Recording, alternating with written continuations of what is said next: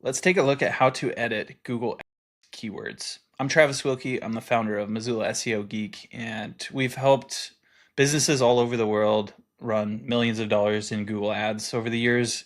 One thing that we find in the keyword editing realm is that it's usually best not to actually edit keywords. I know it sounds kind of backwards, but stick with me here.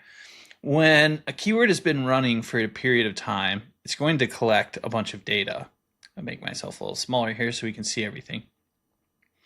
Like this custom closets keyword here has got 23 conversions. We can see the cost per conversion, conversion rate, tons of data, right?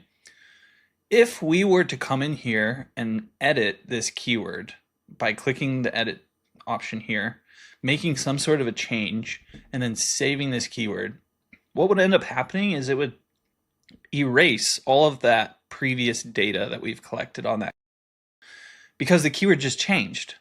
And so now it has to reset all of the data in order to keep track of how this new keyword is performing. So instead of actually editing the keyword right here, my recommendation would be to just pause the keyword and then create a new keyword and activate the new keyword. And you're kind of pausing one and switching it out with a new one. So I look at it as replacing keywords rather than editing keywords. It's still considered editing keywords because you're making changes to the keywords, right? Pausing one, enabling a new one. Those are edits. But when people think of editing a keyword, they think of going in and making actual changes to the keyword.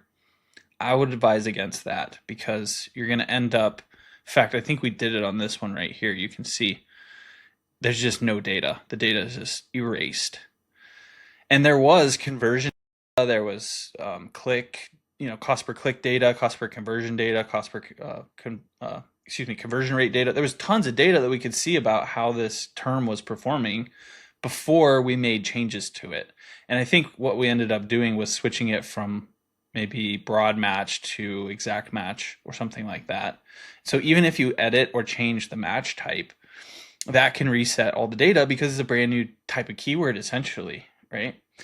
So it's important to maintain all of the data in the account. We can do a quick example here. So let's say we didn't want Phoenix closets anymore. We wanted to replace that with a, phrase match variation, or maybe a variation that has an S on the end or something random, I don't know. So we would need to select the correct ad group first. This is the Phoenix Closets ad group. Then we can add in the new keyword, making sure to use the correct match type as we're doing this.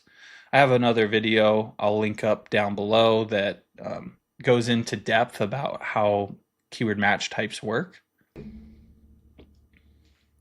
But for the sake of this video, I'm just going to go over a quick example. So let's say if we wanted to do Phoenix Closets as an example, we could do phrase match, which basically means we just put it in these quotation marks here. Then it's going to pop up and say, you should use broad match because it's better. I would ignore that. Google's constantly trying to push us to use broad match because it helps them sell more inventory. So it's kind of better for them, but not always better for us. Anyhow, we've got this saved here, or I'm going to go ahead and save this, which is going to add it in. And we can see that it is now right here and it doesn't have any data. Then we could pause this one. Maybe we didn't like what was going on with that one. I'm actually just pausing it because it's not an active, it hasn't run and hasn't gotten any data or anything. So this is kind of just an example. But now I have essentially edited the keywords while still maintaining all of the data integrity in the account. So it's kind of a pro tip from somebody who's run a lot of ads and made a lot of these mistakes before in the past, and it's a lot better if you have all of the data to look back on, because you can start to determine, was it this keyword that was performing better, or was it this other one, and when did we actually start using this other keyword? It's the separation that you get from enabling new ones and pausing old keywords is just so much better than actually going in and editing them. So anyways, I hope you found this helpful. Again, I'll leave a link down below to the other video. If there's anything you did have questions about, don't hesitate to reach out. Just drop your questions in the comments section down below, and we'll be sure to get back to them there. Look, if you're the type of person that just doesn't even want to deal with Google Ads anymore, then you can always reach out to me. My company is Missoula SEO Geek. I'll leave a link to my website down below, but we do manage Google Ads for different companies and different industries, and you can come learn about what we do, what makes us unique. You can even read some of the testimonials from some businesses that we've taken from 0 to over $1 million in revenue, like this one here. And really just see that, this is the type of thing that's going to explode your business growth. So feel free to reach out. You can always give us a call or contact us through our website, and look forward to working with you.